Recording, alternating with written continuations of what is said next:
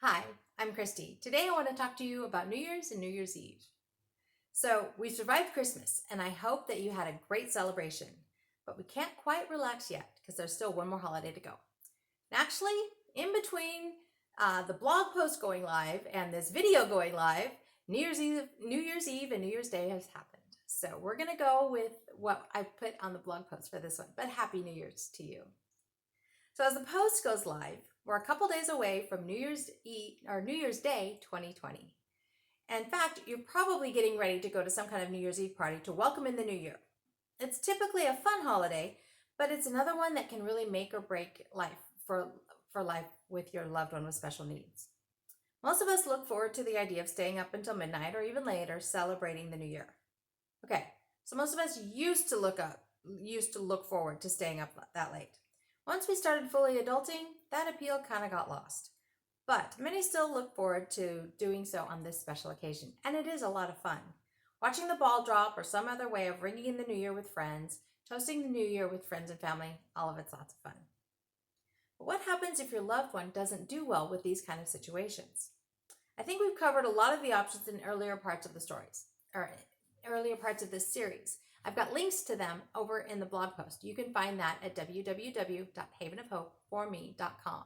This originally posted December 30th of 2019. Here's a new twist for you though. What if your loved one needs to go to bed on time in order to do well the next day? That certainly fits our situation, but we'll get to that in a minute. I think a lot of it depends on the situation. If your loved one will fall asleep wherever they are, then you might be able to find a quiet room for them at the party you're at and just put them to bed like normal. To me, that's the total win for everyone. That's the golden solution. You get to enjoy the party while your loved one gets the sleep they need.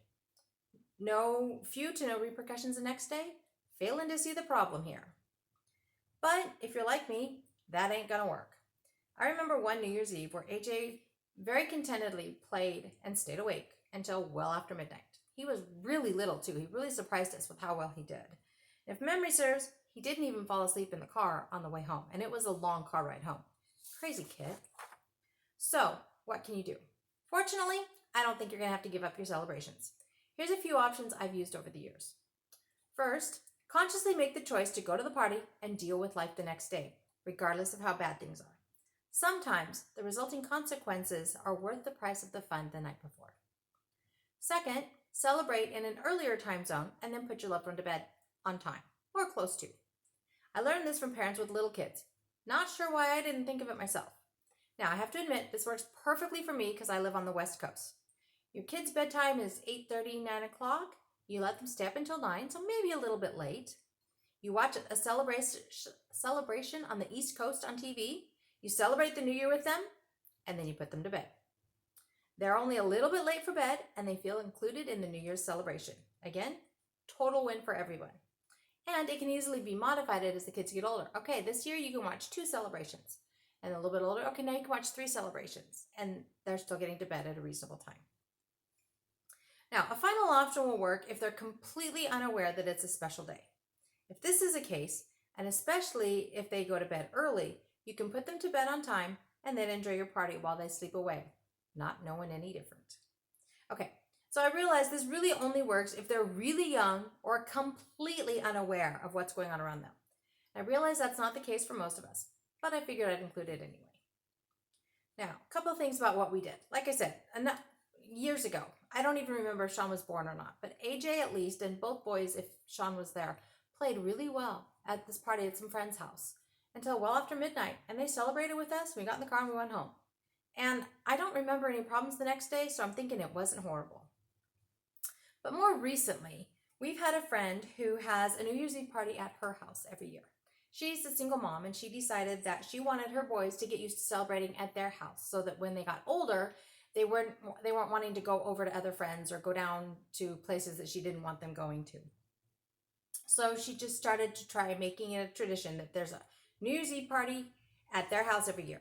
And so we've gone to that. Well, Sean and I have gone to that. I haven't heard yet about this year's party, but I suspect it'll still be happening. So as I said, Sean and I have gone to the party while my husband and AJ have chosen to stay home. Now this works really well because AJ does best when he stays in his routine and goes to bed on time. As I've mentioned before, he doesn't sleep in, and so getting to bed late typically means he gets a short night's sleep, which means he's really cranky and grumpy the next day and is no fun to be around.